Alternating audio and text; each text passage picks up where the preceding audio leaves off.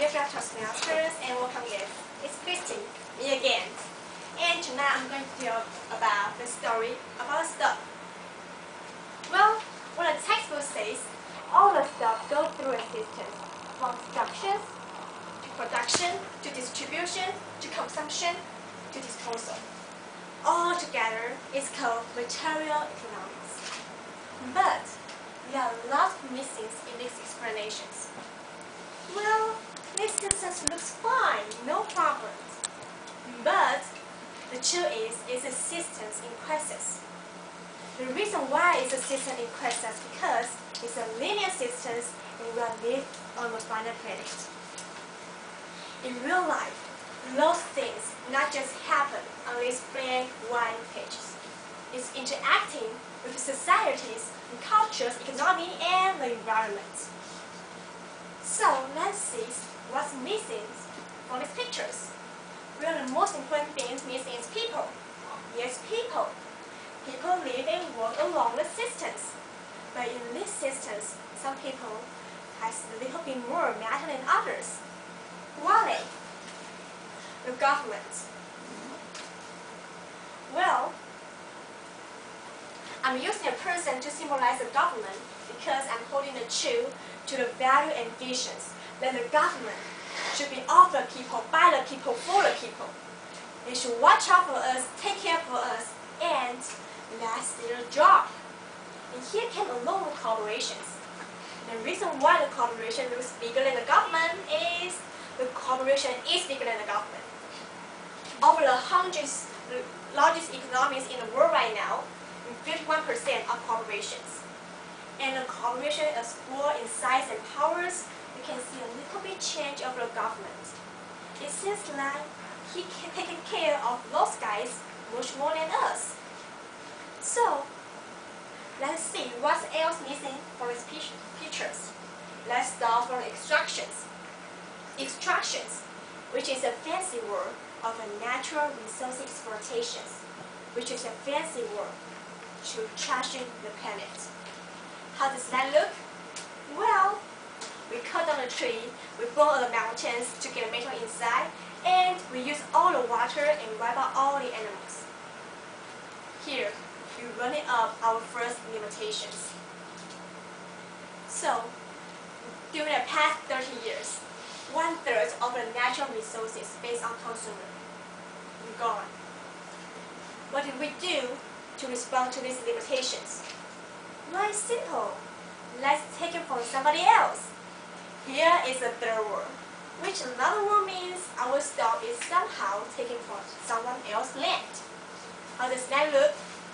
Well, the same thing, trashing the planet. But what about the people who live here? According to those guys, they don't own the resources, even if they have been living here for generations. In these systems, if you don't own or buy a lot of stuff, you don't have that. So, the resources move into the next step, the productions. What we do here is we use the energy to mix the chemicals, toxic chemical with the natural resource together to make products. But most of us don't know the full impact the toxic chemicals will have to our health and the environment. We do only know one thing, which is toxins in, toxins out. And as long as we keep bringing those toxic chemicals into our industrial product systems, we are taking those products to our home, workplace, schools, and our bodies. So, globally, 200,000 people move from their environment into cities, many into the slums, looking for a job, no matter how toxic it is.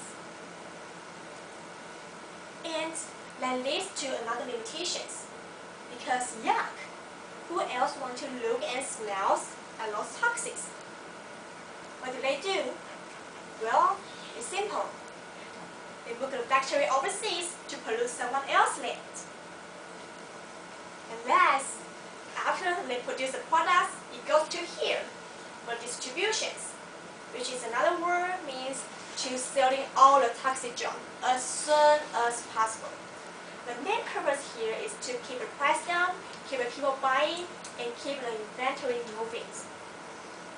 And it's all about externalizing the cost. And I was walking on the street and thinking, yeah, I should get a Coke to wake me up, to keep me from being late again. So I went into the shopping mall and found this cute little Coke for only $59. Wow, it's a good deal, right? So I was standing in line and thinking, how could $59 capture all the costs to making this stuff and get it into my hands? Well, let's see. The metals may be made in South Africa, and the petroleum may be drilled in Saudi Arabia, and the plastic may be produced in China. And somehow maybe all the stuff were assembled by some 15-year-old child in Mexico. How could $59 pay for the rent of the shelf space and the worker's salary who helped to pick it up, not even to mention the transportation fee? So that's how I realized I didn't pay for the Coke. So that's why I say externalized costs. So here we bring to the most important part is consumptions. It's the heart of these systems. It's the energy to drive it. And what we do here is buy a lot of stuff.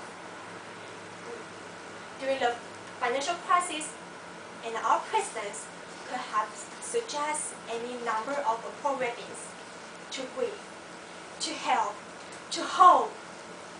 Well, he said to shop. To shop. Remember the 3,600 pocket money we got this year? To save our economy. We become a nation of consumers.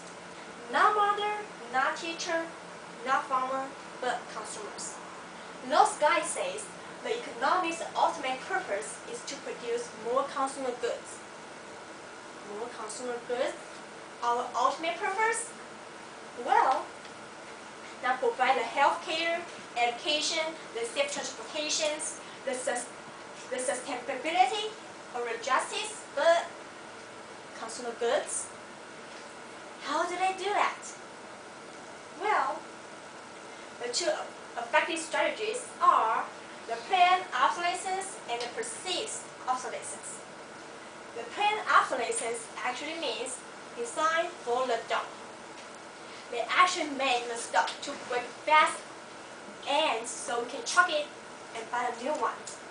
It's obvious, just like the plastic bags and coffee cup, and more big stuff like DVDs, cameras, and computers, and everything. But the stuff cannot break fast enough to make this system float. So that's why we also need the perceived obsolescence, the convenience to throw the stuff that is still in perfect use. Well, how do they do that? They change the way it looks. And fashion is a good example. Have you ever wondered why a women's high heel shoes one year goes from fat to skinny and the next goes from skinny to fat? It's not because there's a debate of which structure is much healthier than the women's feet. But it's really embarrassing when you wear a fat heel shoes in a skinny heel shoes here. Well, then what happened to all those stuff we buy?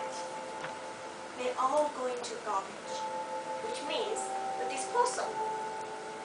The garbage can go either way, whether to dump in a landfill, which is a big hole on the ground, or to burn in an incinerator.